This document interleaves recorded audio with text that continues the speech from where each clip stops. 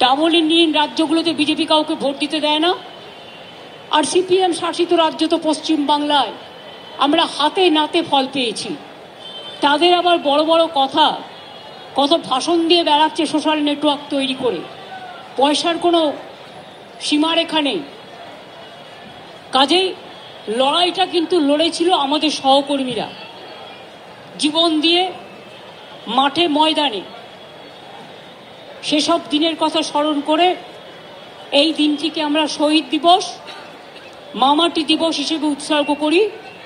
শহীদদের স্মরণে 21শে জুলাইয়ের শহীদ সহ সমস্ত শহীদদের স্মরণে মামাটি মানুষ দিবস এবং গণতন্ত্র দিবস হিসেবে আমরা পালন করে থাকি।